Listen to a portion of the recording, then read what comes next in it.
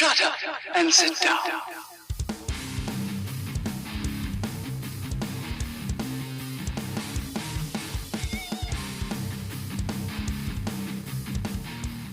Hey you scallywags, we gather here today for the latest in 118 toy news that'll be focusing on Hiya and Toys Alliance because of the sheer amount of stuff that's out there, but we will swing back around for Joy Toy in the next episode. There's a lot to catch up to from Hiya Toys, but this will be GI Joe centric. Hailing from the Arapaho tribe, Spirit Iron Knife possesses extraordinary tracking skills and a deep connection with nature. He is a formidable warrior, displaying a calm demeanor and a dedication to defending freedom and justice. Integrating unique skills, cultural awareness, and unwavering loyalty, he becomes an indispensable member of the GI Joe. If you want a 118 scale spread-winged eagle, then this release will be for you. Scheduled for the end of the year. Stalker of GI Joe, skilled in translation and medic, is renowned for his combat prowess and leadership abilities. He was the leader of a street gang in Detroit before joining GI Joe. His proficiency in multiple languages, extensive command experience, and acute insight into combat environments make him an indispensable figure in the struggle against threats. Stalker will be perfect in your GI Joe collection, but it's also quite versatile, so if you've got another sort of army collection going on, I'm sure he'll fit right in. Dusty, whose real name is Ronald W. Tada, is a dedicated and highly skilled desert trooper, specializing in survival and combat operations in harshest desert environments. He worked as a refrigeration repairman in Las Vegas and studied desert ecology in his spare time. Dusty's outstanding multilingual skills, leadership abilities, and extensive knowledge of desert warfare make him an indispensable member of the GI Joe. Like Stalker, Dusty will be a versatile action figure you can use in other collections. Definitely one I'm eyeing up for my 88 Sand team. Zartan is a true chameleon whose natural abilities in mimicry, acting, prosthetic effects, and disguise have been enhanced by significant genetic modification. He can assume any identity at any time with absolute precision. The true identity of Zartan is hidden behind dozens of aliases, making it nearly impossible to piece together his history and causing his sense of self to break down and destabilize his already chaotic mind. Zartan is also the head of an outlaw motorcycle club called the Dreadnoks. Hopefully all the GI Joe figures will have the same neck peg, so all you have to do is pop and swap heads if you want to make Zartan have a different look for a disguise.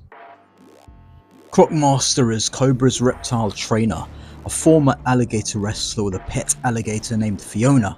He breeds alligators in large numbers on Cobra Island, intentionally training them to be hostile and rabid alligators, ready to attack at any time.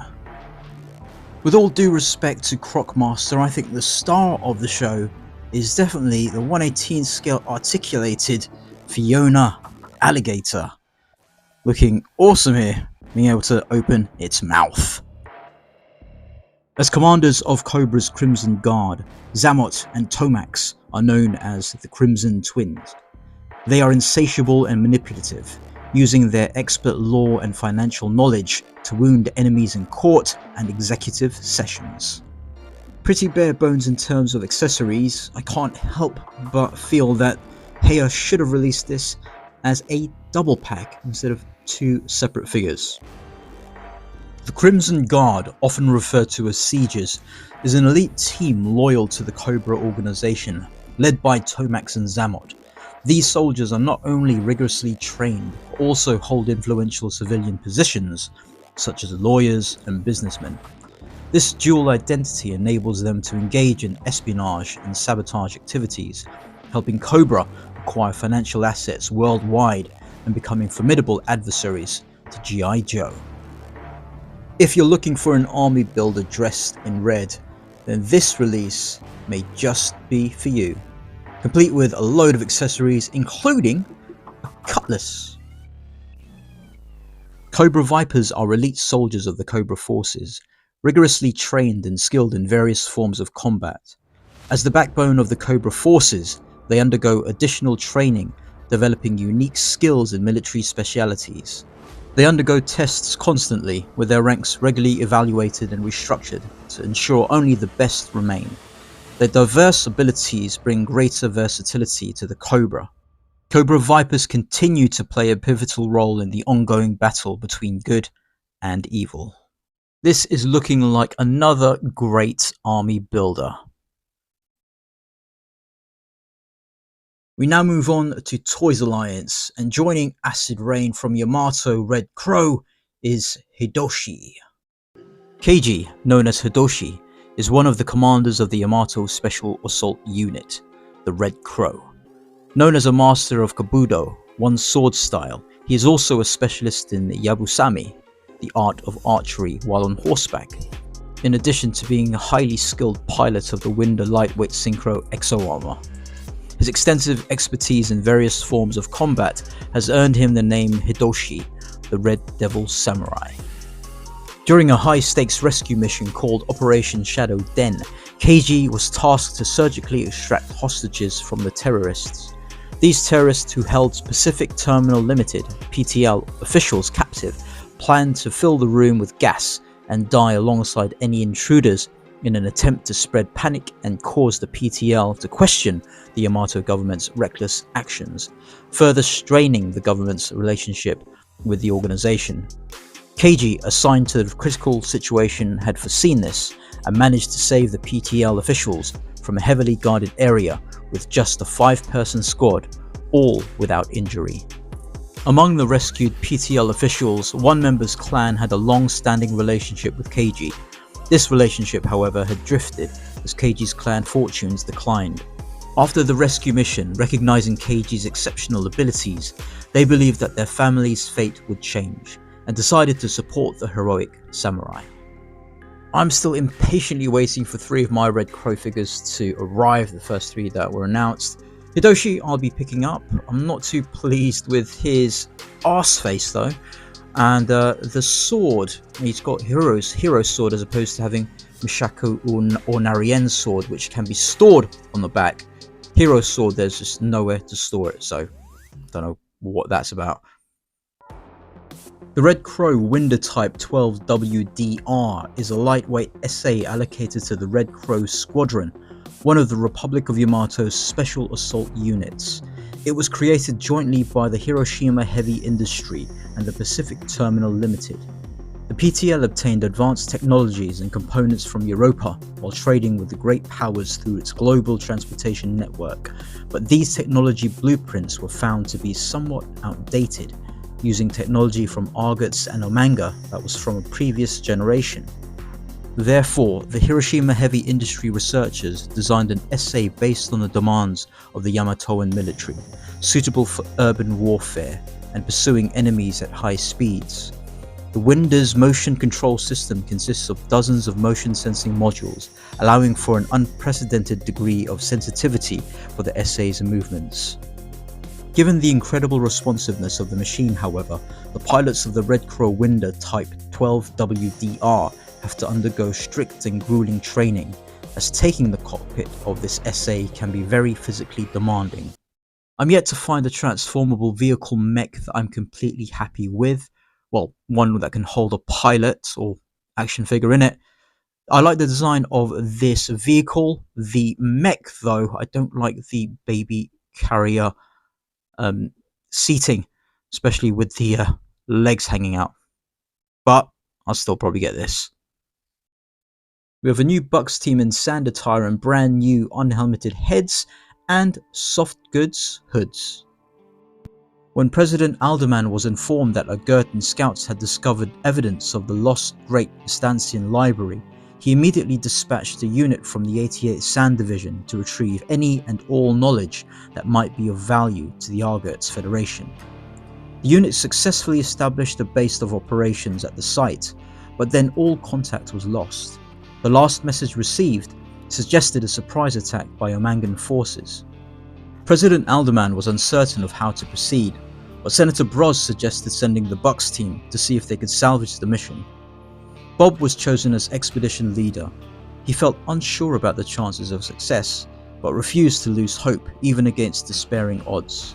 This was one of the Bucks team's greatest trials, Operation Sandstorm. To get to the Great Astantian Library in time, the Bucks team would first need to cross the desertified Astantian Grey Zone, and fast. As Assault Captain, Jack was charged by Bob with leading the charge across scavenger-infested dunes, driving through them like a wrecking ball to give the rest of the Bucks team a way forward. The rolling sands of the deserts were alive with the sound of gunfire as Jack took to a squadron of Hellbenders and, guns ablaze, made a head-on attack on one of the scavengers' main camps. The chaos of battle provided ample cover for the rest of the Bucks team to make it deeper into the desert. The sound of Jack's mad laughter mixing with the crack of gunshots, eventually receding into the soft moan of the sandy desert wind. After crossing the dunes, the next step to get to the site of the lost Astantian Library will be to pass through the ruined cities where a tribe of soil ghost mutants were known to operate. Argus at first wanted to sit out the mission. As an exiled soil ghost mutant himself, he was reluctant to return to his homeland. But Bob convinced him because the team needed his knowledge of the soil ghost territory to make it through the ruins of the library in the first place. Once Jack had distracted the scavengers of the dunes, the Bucks team sniper led Steel, Bob and King to their destination without alerting any of the soil ghosts. They passed through like spirits themselves, silently gliding through the desert ruins and leaving no trace that they had ever been there. At the library, things were worse than they had imagined. When they arrived at the Astantian Library, they found that the unit from the 88th had almost been totally wiped out. Bob was left with a terrible choice: organize an immediate retreat and give up the Astantian Library relics to the Yomangans, or ask the remaining troops from the 88th to defend them as they secured the library's relics. The unit, which Bob honorarily named the Alagi Bucks, was put under the command of Bob's most trusted lieutenant, King. King knew that it was pointless to think that they could defeat the Yomangans. They were outnumbered and outgunned, the enemy having come with several SAs. So King organized the Alagis to take up defensive positions and prepare for the assault. They didn't win the ensuing battle.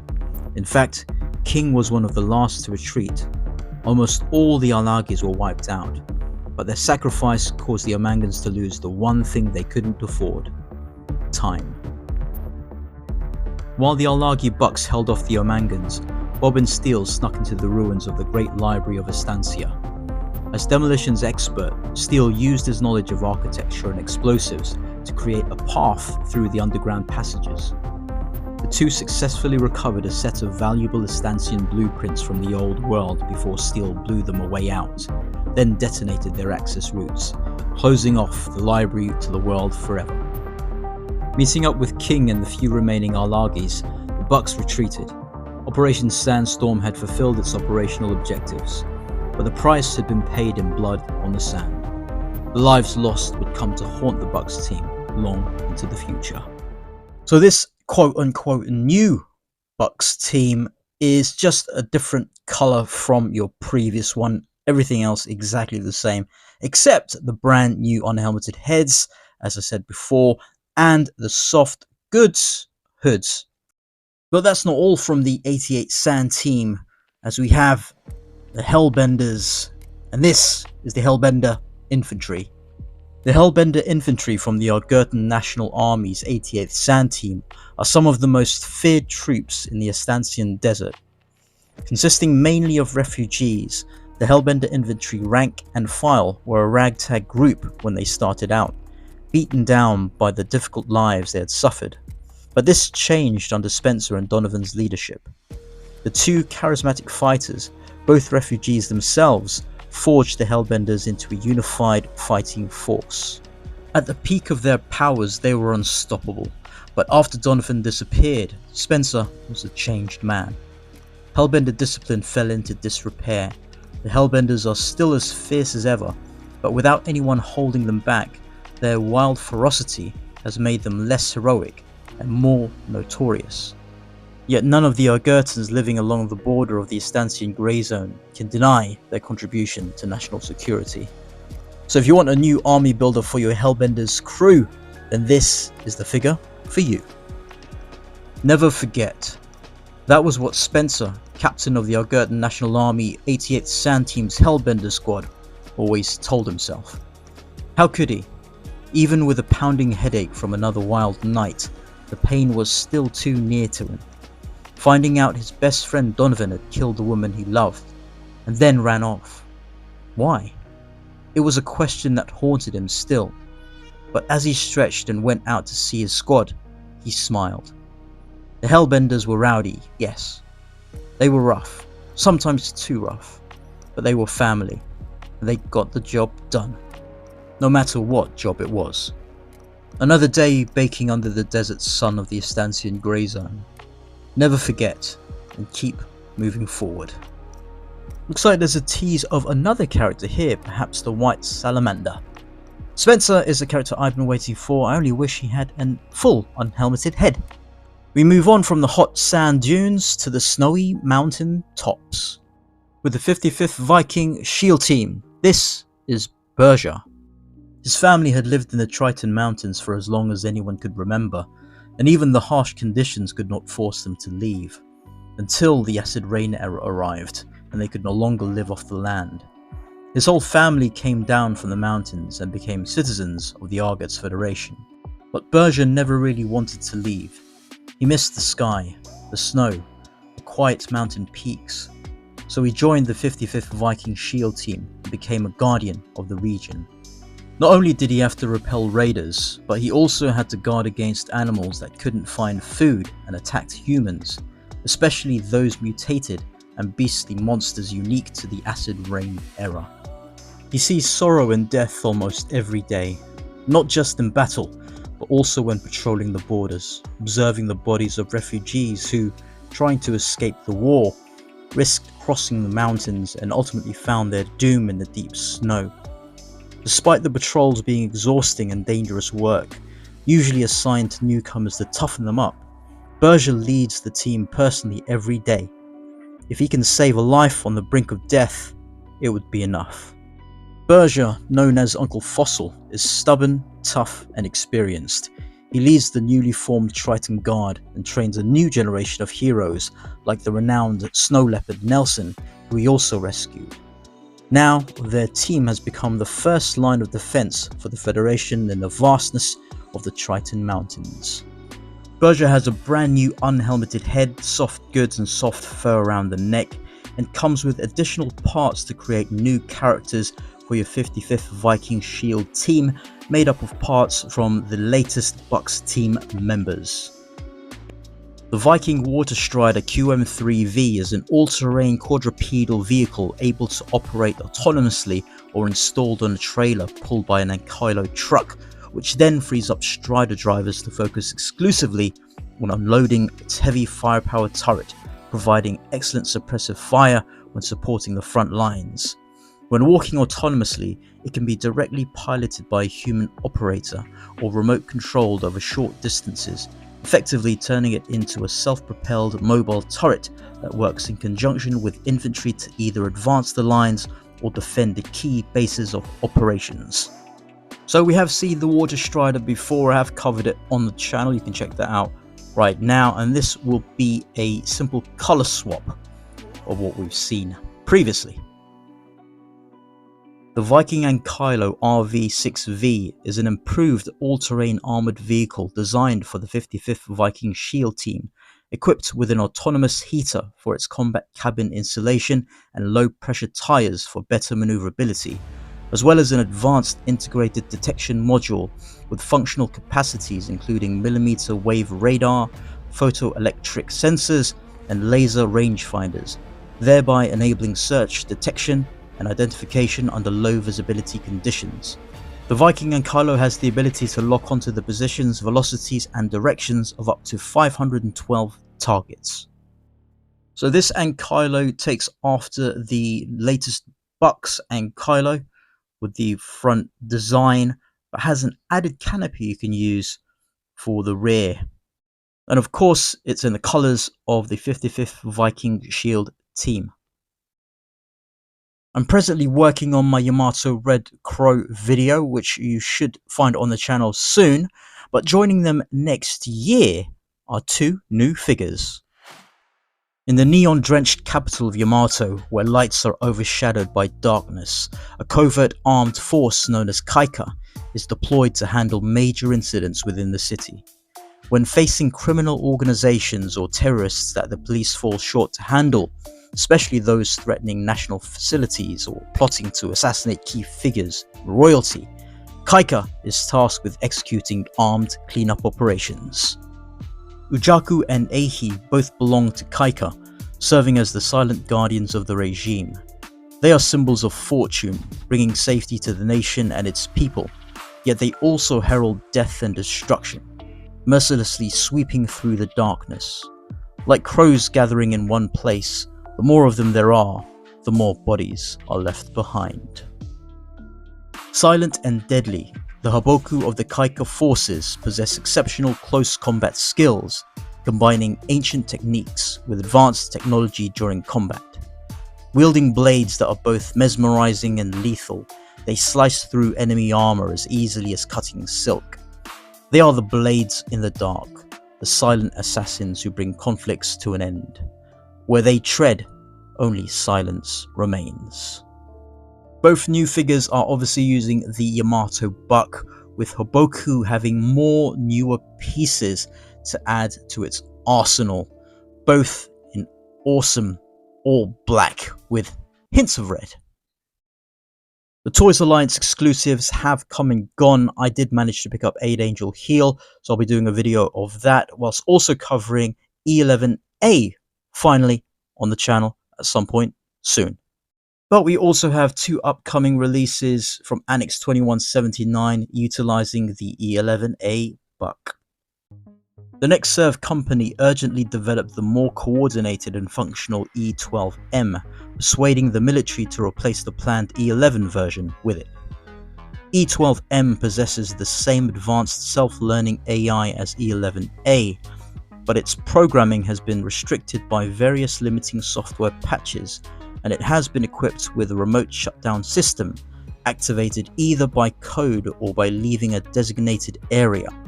The military is highly satisfied with the functionality and maneuverability of E12M.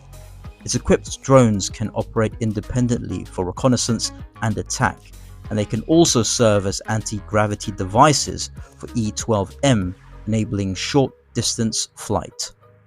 This may be the first wired accessory piece to come included with a figure from Toys Alliance, so I'll be curious for that in itself. The colour schemes I'm not too sold on, but I'll probably still give it a go at its extortionate price. Ella, a name recently very active on the dark web. Rumour has it that she is the same individual as the previously escaped E11A, who infiltrated the city to rescue enslaved robots, leading to severe disruption of social order. Or at least, such were the charges levelled by the government of District 28. She established a haven for robot freedom called the Paradise of Delphi. Moreover, she is the subject of a hefty bounty offered by the sub-mercenary corporations. Despite being pursued by the Next Serve company, city authorities, and bounty hunters, Ella has not given up on the idea of rescuing her comrades and finding others of her kind. In pursuit of equal rights for AI robots, they are brewing a revolution. This is my most anticipated out of the new figures utilizing the E11A buck, and this also seems to use the junkyard see-through parts, which is a lot nicer in hand. So that's it for now. I'm off to play with some toys, finish up some videos including the update Joy Toy where we'll see some Teenage Mutant Ninja Turtles, Strife, Infinity, Battle for the Stars, and of course some Warhammer. If you like this video, please click the thumbs up. For more content, subscribe. Oh, and by the way, if you do want to get some money off 1/18 scale figures, Joy Toy and all that, please click the links in my description for money off vouchers to support the channel, and I'll scale you later.